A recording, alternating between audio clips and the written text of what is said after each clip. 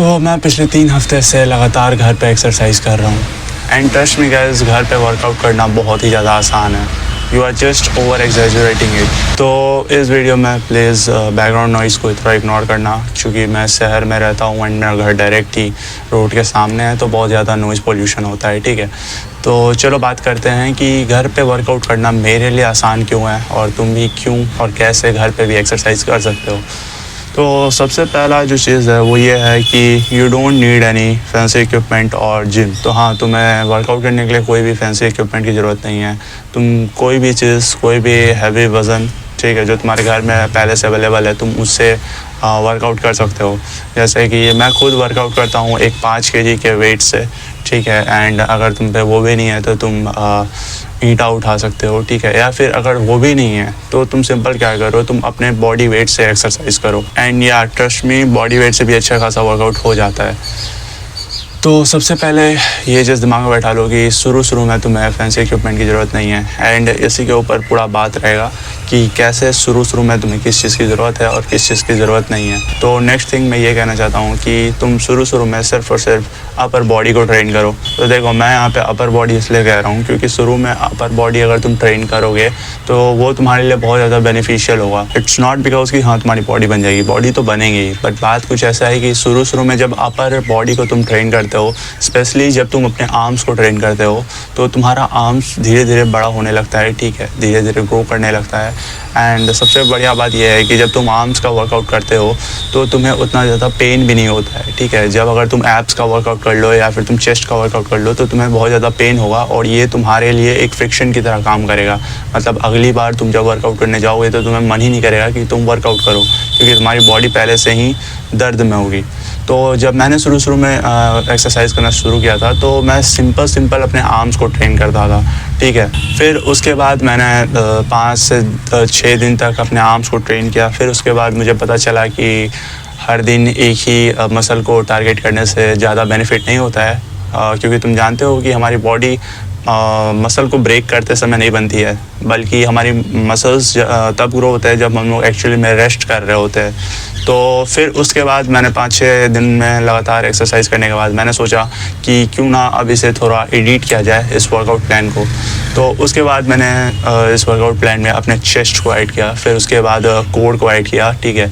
तो अब मेरा वर्कआउट प्लान कुछ ऐसा साउंड करता है कि पहला दिन मैं आर्म्स एंड शोल्डर्स को ट्रेन करता हूँ एंड दूसरा दिन मैं कोर एंड नेक को ट्रेन करता हूँ एंड तीसरे दिन मैं चेस्ट को वर्कआउट करता हूँ। तो इससे क्या होता है कि अगर मान के चलो मैं पहले दिन आर्म को ट्रेन कर रहा हूँ तो उसके 2 दिन तक मुझे आर्म्स को छूने की ज़रूरत नहीं है, जिससे कि मेरा मसल जो है आर्म्स का वो प्रॉपर्ली हील हो जाता है।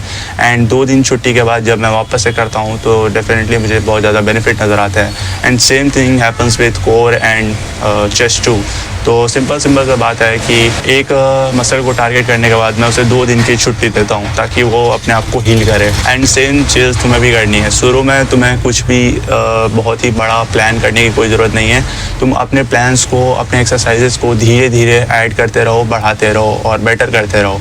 तो जैसे कि शुरू में मैं आर्म्स को ही लेके चलते हैं, ठीक है। तो शुरू में मैं आर्म्स के ही बहुत ही कम एक्सरसाइजेस, लिमिटेड एक्सरसाइजेस करता था, बट जैसे जैसे टाइम बीतते गया मैं और ज़्यादा रिसर्च किया किस मसल को कैसे टारगेट किया जाए एंड ये सब करते करते मैं एक्चुअली में और ढेर सारे एक्सरसाइजेस को भी मैं अपने वर्कआउट में ऐड कर चुका हूँ, स्पेशली फॉर आर्म्स और व्हाटएवर, ठीक है।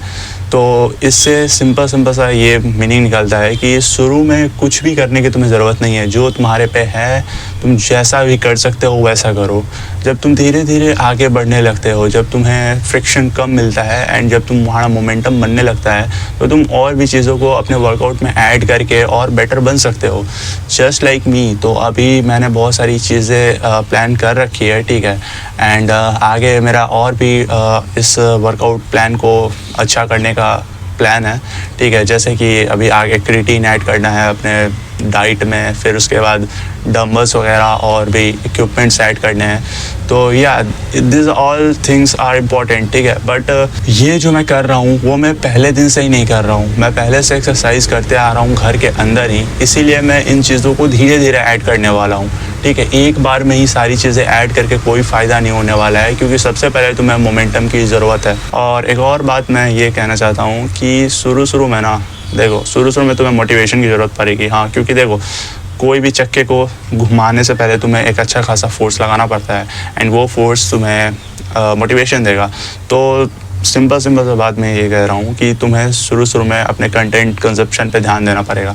तो जब मैं शुरू कर रहा था, वर्कआउट स्टार्ट किया था जब मैंने, तो मैं बहुत ज़्यादा वर्कआउट के कंटेंट कंज्यूम कर रहा था, जैसे कि जिज़ म्यूज़िक वगैरह एंड बहुत सारे बॉडी बिल्डिंग एडिट्स वगैरह देख रहा था। तो इससे क्या हुआ कि मेरा भी मन करने लगा कि हाँ भाई अब मैं भी बॉडी बनाऊँगा, ठीक है। तो जब मैं 5 से 6 दिन, एक हफ़्ते जब मैं लगातार ये कंटेंट कंज्यूम कर रहा था और जब मैं लगातार ऐसे एक्सरसाइज कर रहा था, तो कहीं ना कहीं मेरा मोमेंटम बिल्ड हो चुका था एंड जिसके कारण आगे अभी के टाइम पे मुझे सोचना नहीं पड़ता है दोबारा कि मैं वर्कआउट करूँ कि ना करूँ। मैं जैसे उठता हूँ और वर्कआउट करने चला जाता हूँ। तो इस चीज़ पे ध्यान देना कि शुरू में तुम्हें अपने कंटेंट कंजम्पशन पे बहुत ज़्यादा ध्यान रखना पड़ेगा, ठीक है। तुम सोच कहीं कंटेंट कंज्यूम करना कि तुम क्या करोगे, ठीक है। And another thing is momentum and identity, ठीक है। तो जब तुम अपने आप को मोमेंटम बना लेते हो तो कहीं ना कहीं धीरे धीरे तुम्हारी आइडेंटिटी भी शिफ्ट हो जाती है, जैसे कि मेरी हो चुकी है। तो मैं पिछले 3 हफ्ते से एक्सरसाइज कर रहा हूँ एंड अगर तुम अभी मुझे कह दो कि भाई एक्सरसाइज तुम नहीं कर पाओगे, तो ऐसा बिल्कुल ही नहीं है। मैं अभी भी चाहूँ तो जाके एक्सरसाइज कर लूँगा, मुझे कोई रोकने वाला नहीं है। इवन कि मैं लेज़ी भी नहीं फील करता एक्सरसाइज करते समय अब के टाइम पे। ऐसा इसीलिए है क्योंकि मेरी मोमेंटम बन चुकी है एंड कहीं ना कहीं मेरी आइडेंटिटी शिफ्ट हो चुकी है। अब मैं एक वैसा बंदा नहीं हूँ जो खुद को कहता है कि कल मैं वर्कआउट करूँगा और फिर सोया रह जाता हूँ।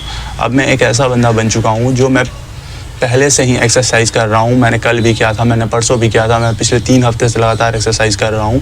तो कल मेरे लिए करना या आज मेरे लिए वर्कआउट करना कोई बड़ी बात नहीं है।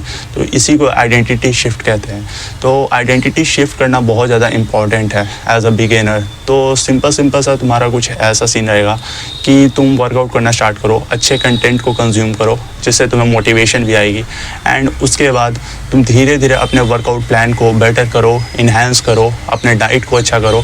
सब चीज़ धीरे धीरे करने की ज़रूरत है। एक बार में ही सारी चीज़ें को प्लान कर लेना, फिगर आउट कर लेना, ये बिल्कुल ही कुछ खास फ़ायदा नहीं होने वाला है तुम्हारे पे, क्योंकि उस टाइम पे तुम्हारी मोमेंटम रहेगी ही नहीं। तो तुम ये सब करके भी कोई फ़ायदा नहीं है। मैंने कई ऐसे लड़कों को देखा है जो एक्चुअल में पहले दिन ही सारा चीज़ प्लान कर लेते हैं, ठीक है, बट वो कभी चीज़ें वो सारी वर्क होती ही नहीं है, ठीक है। क्योंकि one thing they lack is that they don't have any identity और मोमेंटम। तो प्लान करके भी क्या फ़ायदा है। तो सिंपल है कि तुम अपने मोमेंटम को क्रिएट करो एंड देन आइडेंटिटी को शिफ्ट करो एंड देन उसके बाद तुम कुछ भी कर सकते हो। तुम जिम ज्वाइन कर लो, बाद में क्या फ़र्क पड़ता है, हमारे पास ऑलरेडी एक अच्छी बॉडी रहेगी। तुम बाद में क्रिएटिन लो, क्या फ़र्क पड़ता है, ठीक है।